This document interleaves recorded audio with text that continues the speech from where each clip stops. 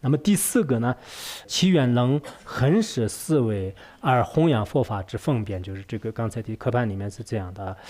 愿日日以身世，身世良，以何方便光弘扬，殊胜道士报见行，策理修策尽遂啊。那么这个愿我们生生世世当中就日日夜夜呢，经常的是去思念，就是去思维什么呢？我以什么样的这个方便方法来弘扬本师道士释迦牟尼佛因地这个千辛万苦所得来的这个真正的这个佛教的进化大乘佛法，或者是缘起空性的法门也可以，或者整个佛法也可以所以我们在座的人经常要有这样的一种这个思念就是一定要想就不要天天的思想我下一次是吃什么，我下一次穿什么，天天的是想吃想穿想睡，这是那个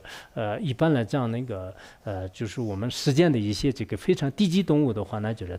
它也有这种这个思念就是他早上起来的时候就开始起来，我要想吃什么就然后我要想喝什么他可能穿衣服的这种意念不一定有的，就我们就人类呢就是只增加一些，除此之外呢都这样没有必要的，一定要我们时时刻刻的是想为了利益一切众生的是什么呢？就是这个佛法。其他我刚才讲的一样，就是给钱也不一定有利，给地位也不一定有，给他修一个什么这个别墅就是什么这个房子也不一定有利，给他买一部那个轿车，就是100多万的话呢，也不一定有利的，就是增长贪心，就没有什么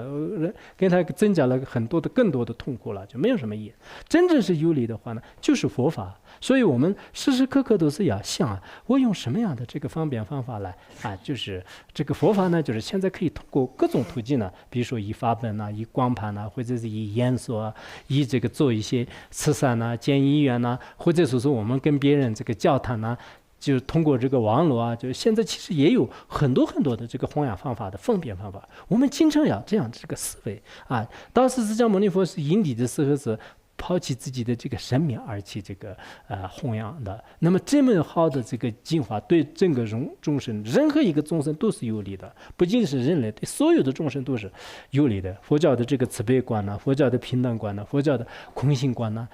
佛教的这些智慧的话呢，对谁没有意义的，都有真实的这个利益。所以呢，我们一定就是想到就是以这个佛教的这个饶益众生这是很多道友都是应该要这个想到不然的话有些人呢我这样的这个小人像你们那样的这个人就可以这个弘扬，我这样哪有，我只要我自己吃饱就可以了其实这个想法是真的不对的，就每个人都是要有一种这个信念尤其是现在这个很多在家人因为这个在整个现在世界上的这个出家人的这个比例呢，也就是占的这个人数呢，就是不是很多的，就这个比例很低的。那么在家人呢，就是大多数的在家人呢，也有应该这个弘扬佛法的这个志向其实在家人呢，就是有上下的压力是特别多的，就真正弘扬佛法，在我们藏地来讲是很少的。说实话就是我们藏地那个不管是那个就是在寺院里面也好，就是很多传法的也是基本上是这个出家人，然后那个就是什么这个做一些慈善就是原来我们都是算过，就是我们这个甘孜州和这个像那个锅炉州就很多地方都是建学校做很多这个公益的这些人的话呢，就还是大多数都是这个出家人，但我看汉地呢，就是也有一部分是这个在家人就是在家人，所以在家人呢应该有这样的这个责任。其实佛陀跟所有的在家人跟出家人是一样的，就是要求的。我看那个大宝积经里面讲了，说是这个什么在家菩萨这个合乎重担就是这个在家菩萨合乎重担，发达精进教化众生这个无有疲倦就是这个教化众生无有疲倦，就是所以对这个在家人的话呢，就是度化众生的这个重任就是让在家人呢，就是也应该就是受持。所以我们在这里呢，就是一定要就是想到了，就是佛法如意宝是这么这个好的教法呢，我们什么时候就是给这些有缘的众生，比如说一个学校的这个学生就是全部到山上去，山上去了的话，一个学生呢就是他找到了特别好吃的这个对身体也有利的一个水果啊。然后这个水果呢，就是他就得到了很多很多的。看其他的